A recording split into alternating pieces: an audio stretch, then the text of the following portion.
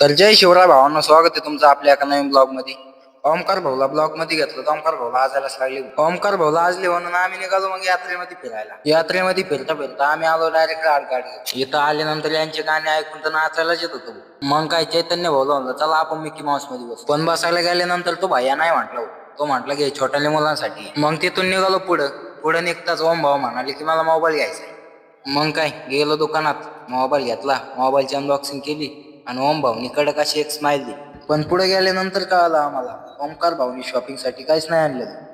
मग काय दुकानातून ओमकार भाऊला एक पर्स घेतली. ती ओमकार भाऊला खूप भारी दिसत होती. तिथून पुढे निघालो तो चैतन्य भाऊचा काहीतरी वेगळाच प्लॅन होता. ओमकार भाऊच्या कानात सांगत होते ते चैतन्य भाऊला बांगड्या घ्यायच्या होत्या आणि त्या कोणासाठी घ्यायच्या होत्या काय माहिती. पण बांगड्या घेतल्यानंतर कळालं की छोट्या मुलीच्या बांगड्या. मग काय चैतन्य भाऊ झाला भाऊ नाराज. मग काय चैतन्य भाऊनी काढली गाडी. आम्ही आलो डायरेक्ट ऑर्केस्ट्रा बघायला. तर मित्रांनो, ब्लॉग आपण इथं एंड करतोय. ब्लॉग आवडला असेल तर कमेंट करून नक्की सांगा.